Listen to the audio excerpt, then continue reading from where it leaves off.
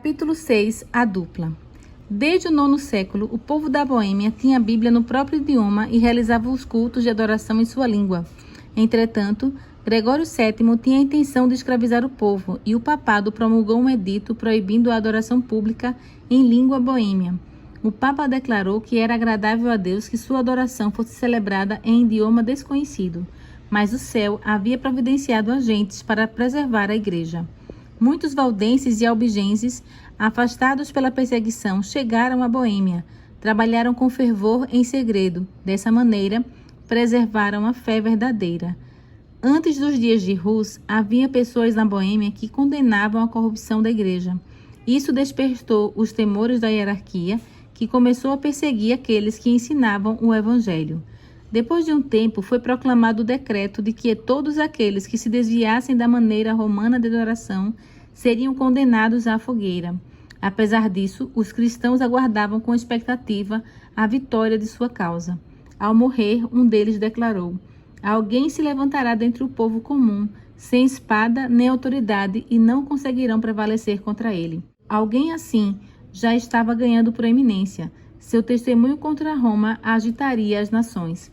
João Rus nasceu em um lar humilde. A morte de seu pai o deixou órfão bem cedo.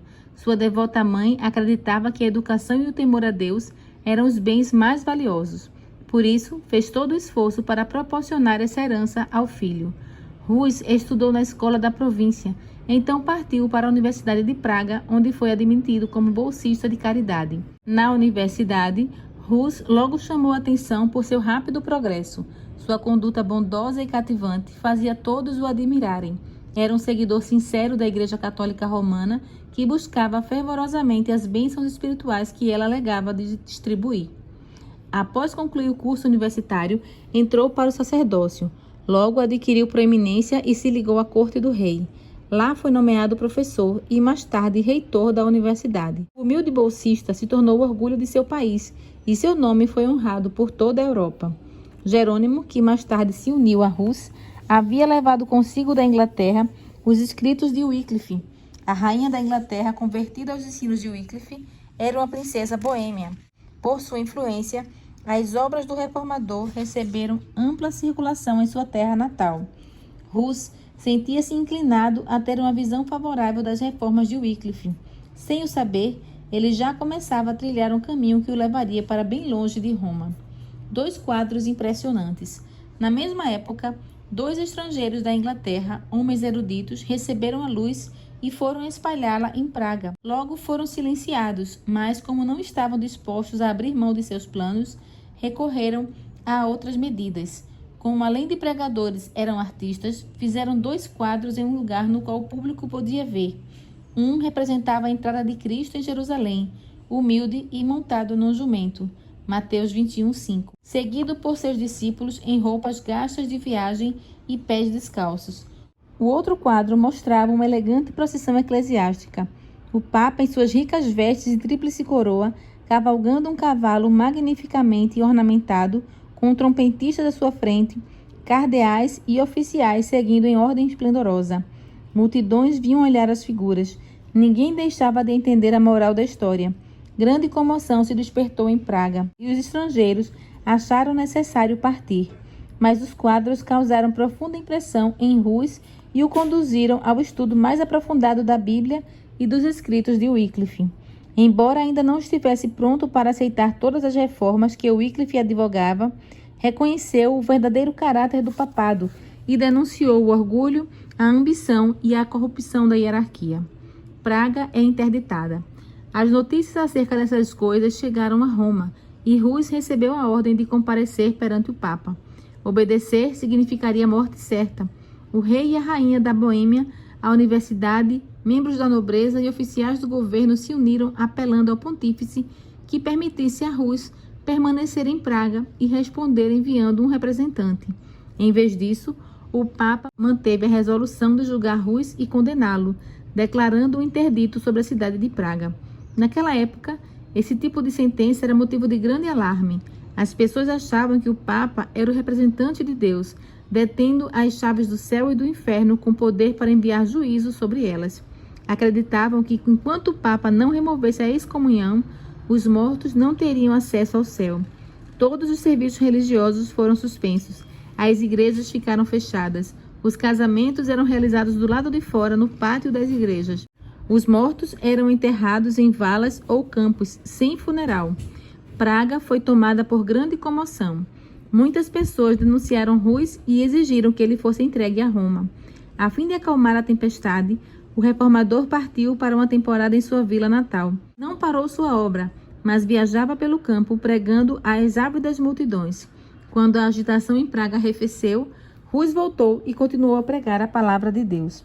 Seus inimigos eram poderosos, mas a rainha e muitos nobres eram seus amigos, e muitos dentre o povo se aliaram a ele.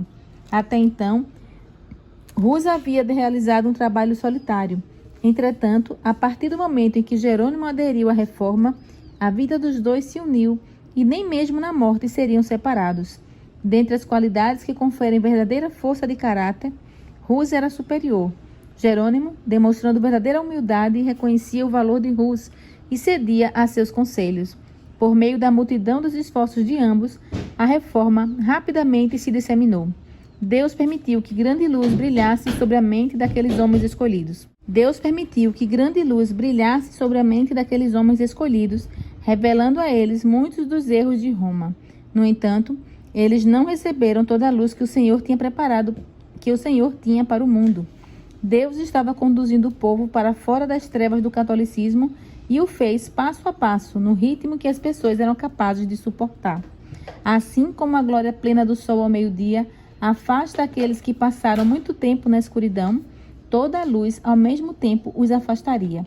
Por isso, Deus a revelou pouco a pouco, à medida que os indivíduos tinham condições de aceitá-la. A divisão dentro da igreja continuou. 3 papas competiam pela supremacia. A contenda entre eles encheu de confusão todo o mundo cristão. Não contentes com as condenações que lançavam uns aos outros, cada um se propôs a comprar armas e reunir soldados. É claro que, para isso, eles necessitavam de dinheiro. Para obtê-lo, ofereceram a venda de dons, ofícios e a bênção da igreja. Com ousadia cada vez maior, Rus denunciava os terríveis abusos que eram tolerados em nome da religião. As pessoas acusavam Roma abertamente como a causa das misérias que tomavam conta do mundo cristão e o assolavam. Mais uma vez, Praga aparecia às portas de uma guerra sangrenta. Assim como em eras passadas, o servo de Deus foi acusado de ser o perturbador de Israel. 1 Reis 18, 17. Novamente, Roma colocou a cidade sob interdito e Rus partiu para sua vila natal. Ele ainda falaria de uma plataforma mais ampla para toda a cristandade antes de entregar sua vida em testemunho à verdade. Um concílio geral foi convocado na cidade de Constança, no sudoeste da Alemanha. O imperador Sigismundo queria realizar a reunião, por isso João XXIII, um dos 3 papas rivais, o convocou. O Papa João, cujo caráter e comportamento não ficariam bem sob investigação, não ousou se opor à vontade de Sigismundo. Os principais objetivos do concílio eram resolver a divisão da igreja e eliminar a heresia. Os 2 antipapas foram convocados a comparecer, bem como João Rus. Os papas rivais foram representados por delegados. Com grande receio, o Papa João compareceu. Ele temia responder por seus vícios que haviam levado desgraça à coroa papal, bem como pelos crimes que havia cometido a fim de conquistá-la. Mesmo assim, fez sua entrada à cidade de Constança com grande pompa, acompanhado por altos oficiais da igreja e uma procissão de outros participantes. Acima da cabeça havia um dossel dourado segurado por 4 magistrados-chefes. A hóstia da comunhão usada na missa era carregada à sua frente. As ricas vestes dos cardeais e nobres causaram forte impressão por sua ostentação. Enquanto isso, outro viajante se aproximava de Constança. Rus disse adeus aos amigos como se nunca mais fosse vê-los novamente, sentindo que sua jornada o conduziria às chamas.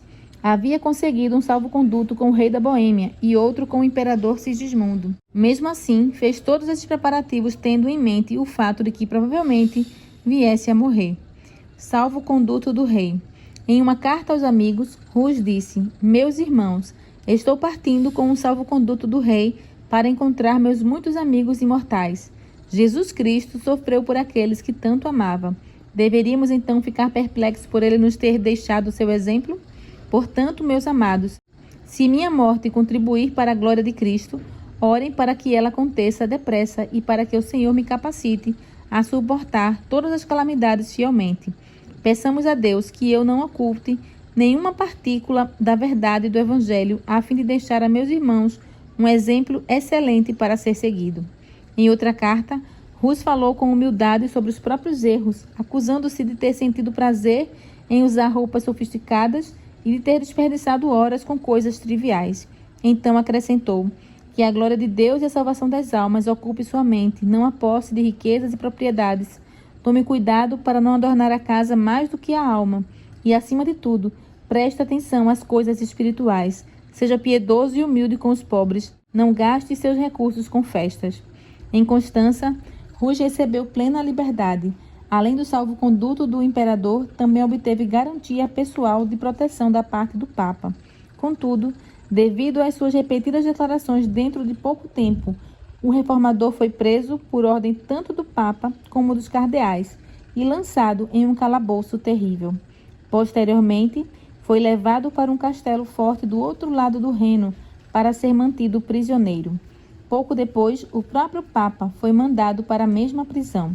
Foi condenado por provas de sua culpa nos mais baixos crimes, além de assassinato, simonia e adultério, pecados tão terríveis que não é apropriado exprimi-los em palavras. Foi, por fim, destituído da coroa. Os antipapas também foram depostos e um novo pontífice foi escolhido. O Papa era culpado de crimes muito maiores do que aquele citado por Rus contra os padres. O pontífice foi demovido, mas o mesmo concílio que tomou essa decisão não se esquivou de prender o reformador. O encarceramento de Rus despertou forte ressentimento na Boêmia. O imperador, que não queria violar um salvo-conduto, se opôs às medidas tomadas contra Rus, mas os inimigos do reformador argumentaram que a fé não deve tolerar hereges, nem pessoas suspeitas de heresia, mesmo que tenham consigo salvo-condutos de imperadores e reis. Fragilizado por causa de uma doença, o calabouço úmido causara uma febre que quase deu fim à sua vida. Rus finalmente foi levado perante o concílio. Acorrentado, compareceu à presença do imperador, que havia se comprometido a protegê-lo. Com firmeza, apresentou a verdade e protestou solenemente contra as corrupções da hierarquia. Quando o concílio exigiu que ele escolhesse entre renegar suas doutrinas ou ser condenado à morte, Rus aceitou o destino de Marte. A graça de Deus o sustentou. Durante as semanas de sofrimento antes de sua sentença final, a paz do céu encheu sua alma. Disse a um amigo: escreva esta carta da prisão com as mãos acorrentadas, esperando minha sentença de morte para amanhã. Quando, com o auxílio de Jesus Cristo, nos encontrarmos novamente na deliciosa paz da vida futura, você descobrirá o quanto Deus tem sido misericordioso comigo e o quanto Ele tem me sustentado em minhas tentações e provas. Previsão de vitória. Do calabouço, Rus conseguiu ver que a fé verdadeira triunfaria no futuro. Em sonhos, viu o Papa e os bispos não deixando nenhum vestígio das ilustrações de Cristo que ele havia pintado nas paredes da igreja de Praga. Essa visão o perturbou. No dia seguinte, porém, viu muitos pintores ocupados restaurando as figuras em maior número e cores mais brilhantes. Os pintores, cercados por uma multidão imensa, exclamavam: os papas e bispos podem vir, mas eles nunca mais as apagarão novamente. O reformador declarou: a imagem de Cristo nunca será apagada. Querem destruí-la, mas será pintada novamente em todos os corações por pregadores muito melhores do que eu. Pela última vez, Rus foi levado perante o concílio, uma imensa e reluzente assembleia formada pelo imperador, por príncipes do império, representantes da nobreza, cardeais, bispos, sacerdotes e uma grande multidão. Quando os líderes da reunião perguntaram qual era a sua decisão final, Rus se recusou a renunciar a seus pontos de vista. Olhando diretamente para o monarca que tão descaradamente violara a própria palavra, afirmou: decidi, por livre e espontânea vontade, comparecer perante este concílio, sob a proteção pública e a fé do imperador aqui presente. O rosto de Sigismundo ficou muito vermelho enquanto todos os olhos se voltaram para ele.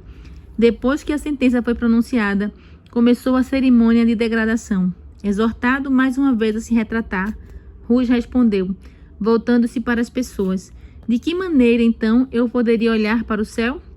Como seria capaz de encarar as pessoas para quem preguei o evangelho puro? Não. Considero a salvação delas mais valiosa do que este pobre corpo, agora condenado à morte. As vestes sacerdotais de Rus foram removidas uma a uma. Cada bispo pronunciava uma maldição enquanto realizava sua parte nessa cerimônia.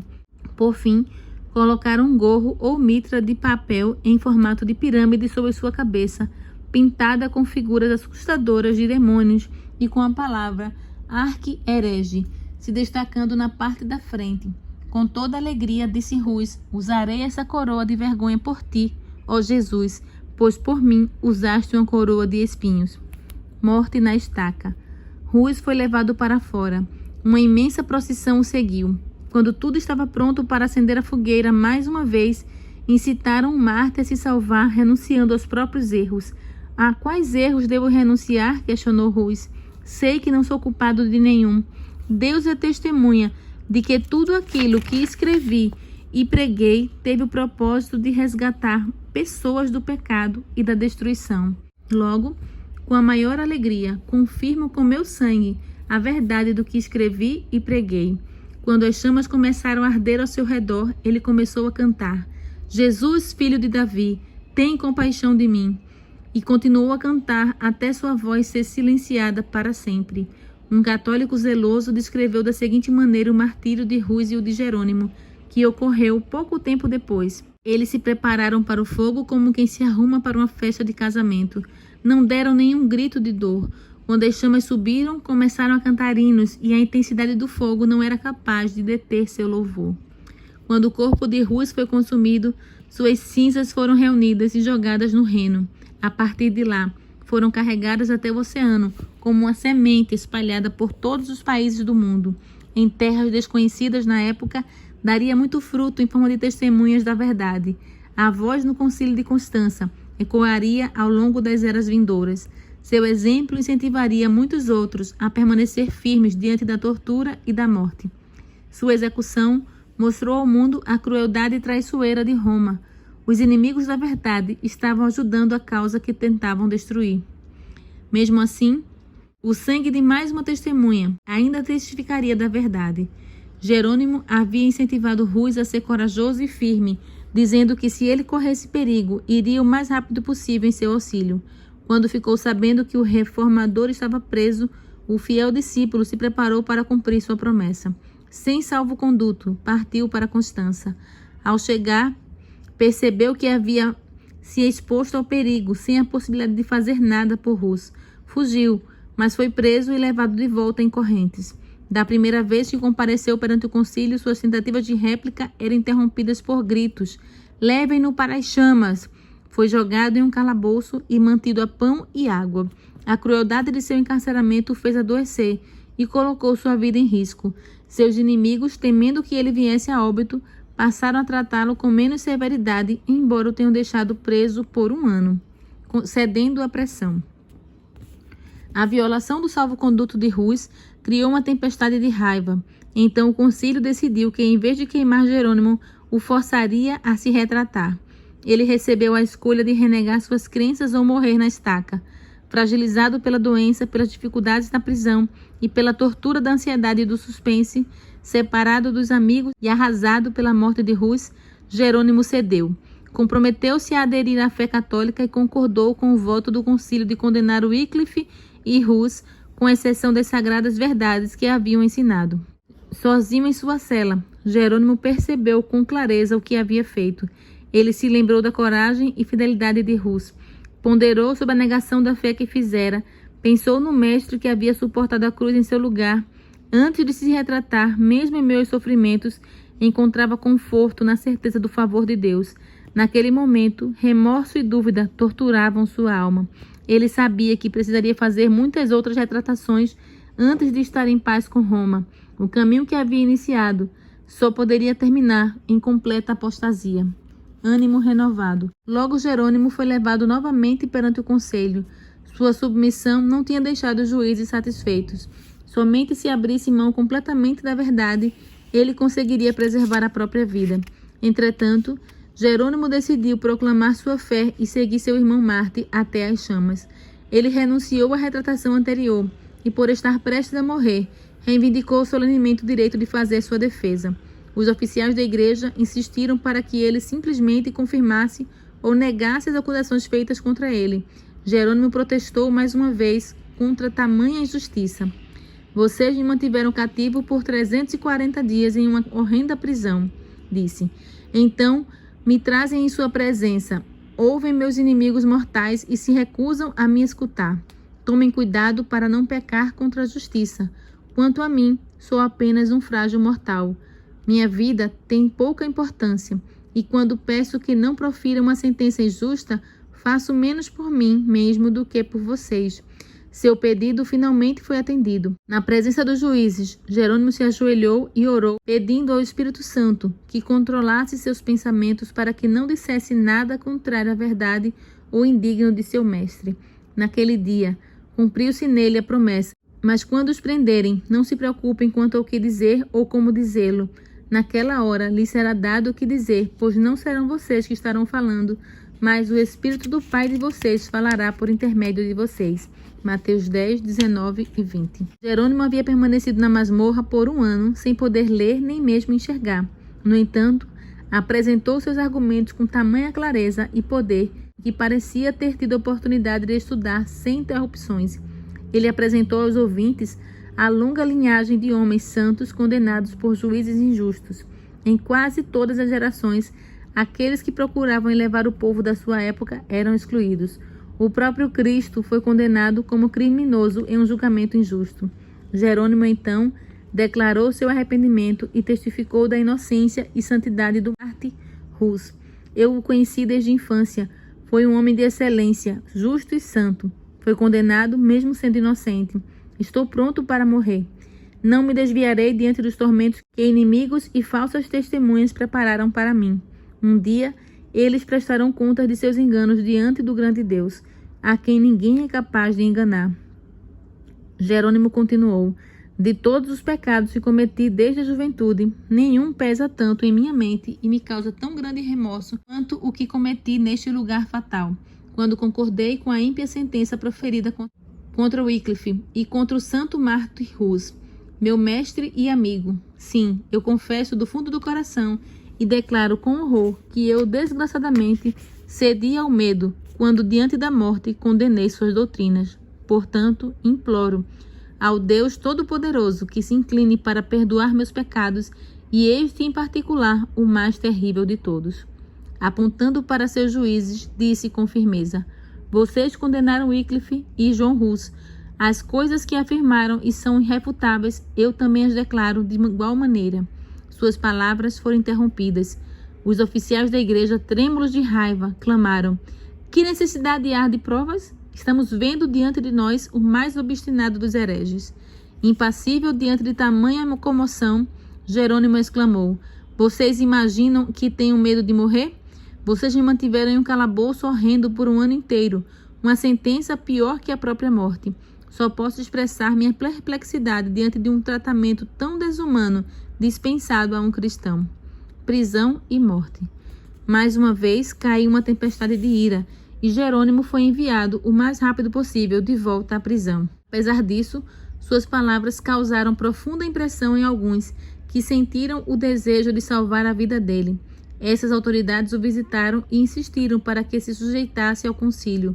Apresentaram como recompensa as melhores perspectivas. Provem-me, usando as Escrituras, que eu estou errado e renunciarei aos ensinos. As Sagradas Escrituras, exclamou um de seus tentadores. Tudo precisa ser julgado por elas? Quem é capaz de entendê-las sem a interpretação da igreja? As tradições humanas são mais dignas de fé do que o Evangelho do nosso Salvador? Jerônimo questionou. Herege, foi a resposta. Arrependo-me de haver insistido por tanto tempo com você. Vejo que está instigado pelo demônio. Não demorou muito e Jerônimo foi levado para o mesmo lugar onde Hus perdera a vida. Foi cantando ao longo do caminho, com o rosto iluminado de alegria e paz. Para ele, a morte havia perdido o terror. Quando o capataz pisou atrás dele para acender a fogueira, o mártir exclamou: coloque fogo na minha frente. Se eu estivesse com medo, não estaria aqui. Suas últimas palavras foram uma oração. Senhor, Pai Todo-Poderoso, tem piedade de mim e perdoa meus pecados, pois tu sabes que sempre amei tua verdade. As cinzas do Marte foram ajuntadas e assim como as de Rus, jogadas no Reno. Dessa maneira, pereceram os fiéis portadores da luz de Deus. A execução de Rus acendeu uma chama de indignação e horror na Boêmia. Toda a nação declarava que ele fora um mestre fiel da verdade. O povo acusava o concílio de homicídio. As doutrinas de Rus atraíram mais atenção do que nunca antes e muitos aceitaram a fé reformada. O Papa e o Imperador se uniram para reprimir o movimento e o exército de Sigismundo foi enviado contra a Boêmia. Deus, porém, enviou um libertador, Zisca, um dos mais capazes generais de sua época. Era líder dos boêmios. Confiando na ajuda de Deus, o povo boêmio resistiu aos mais poderosos exércitos que podiam se levantar contra eles. Vez após vez, o imperador invadiu a Boêmia só para ser repelido. Os adeptos de Rus se ergueram acima do medo da morte e nada foi capaz de prevalecer contra eles. O valente Zisca morreu, mas seu lugar foi ocupado por Procópio, que em alguns aspectos era um líder ainda mais capaz. O Papa proclamou uma cruzada contra os russitas. Um exército imenso invadiu a Boêmia somente para sofrer terrível derrota. Outra cruzada foi convocada. Em todos os países papais da Europa foram reunidos homens, dinheiro e munições de guerra. Grande multidão se congregou sob o estandarte papal. O vasto recrutamento adentrou a Boêmia. As pessoas se agruparam para expulsá-lo. Os dois exércitos se aproximaram um do outro até haver somente um rio entre eles. Os cruzados tinham força extremamente superior, mas em vez de correr através de torrentes de água e batalhar contra os russitas, a quem tinham vindo encontrar de tão longe, permaneceram em silêncio olhando para aqueles guerreiros.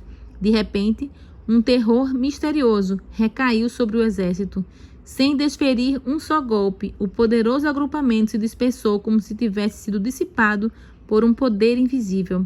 O exército russita os perseguiu e grandes foram os despojos nas mãos dos vitoriosos. A guerra, em vez de empobrecer os boêmios, os enriqueceu. Alguns anos depois, sob o domínio de um novo papa, empreendeu-se mais uma cruzada. Um vasto exército entrou na Boêmia. As forças russitas recuaram diante dele, afastando os invasores para o interior do país, levando-os a pensar que haviam conquistado a vitória. Por fim, o exército de Procópio avançou para a batalha. À medida que os invasores ouviram o som do exército que se aproximava, mesmo antes dos russitas estarem dentro do campo de visão, o pânico mais uma vez caiu sobre eles. Príncipes, generais e soldados fugiram em todas as direções, livrando-se de sua armadura. Sua derrota foi completa e, novamente, os vitoriosos saíram com as mãos cheias de despojos. Assim, pela segunda vez, um grande exército de homens guerreiros, treinados para a batalha, fugiu sem desferir um só golpe perante os defensores de uma pequena e frágil nação. Os invasores foram tomados por um terror sobrenatural, o mesmo que dispersou o exército de Midian diante de Gideão e seus 300, mais uma vez estendeu a mão. Juízes 7, 19 a 25 e Salmo 53, 5. Traição. Os líderes papais finalmente recorreram à diplomacia.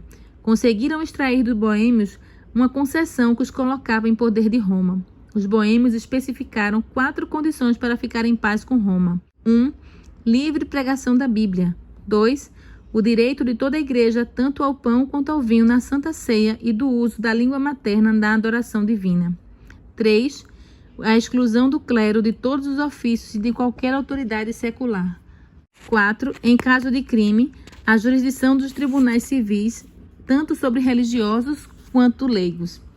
As autoridades papais concordaram em aceitar as 4 condições, mas disseram que o direito de interpretá-las deveria pertencer ao concílio, em outras palavras, ao Papa e ao Imperador. Por isso, assinaram um tratado e Roma obteve por meio de engano e fraude aquilo que não havia conseguido conquistar em conflito. Ao atribuir a si o direito de interpretar as condições dos russitas, assim como detinha o poder de interpretação da Bíblia, poderia distorcer o significado para se adequar a seus propósitos. Muitos cidadãos da Boêmia não podiam consentir com o tratado. Reconhecendo que traía sua liberdade, surgiram discordâncias que os levaram a contendas. o nobre Procópio sucumbiu e a liberdade dos boêmios pereceu. Mais uma vez, exércitos estrangeiros invadiram a Boêmia e aqueles que permaneceram fiéis ao Evangelho enfrentaram sangrenta perseguição. Sua firmeza, porém, permaneceu inabalável. Forçados a encontrar refúgio nas cavernas, continuavam a se reunir para ler a palavra de Deus e adorá-lo. Por meio de mensageiros enviados em segredo para diferentes países, descobriram que em meio às montanhas dos Alpes havia uma antiga igreja fundamentada sobre as bases das Escrituras que protestava contra as corrupções idólatras de Roma. Com grande alegria, começaram a se corresponder com os cristãos valdenses. Fiéis ao Evangelho, os boêmios perseveraram durante a noite de sua perseguição. Na hora mais escura, continuavam a olhar para o horizonte como aqueles que esperam pela manhã.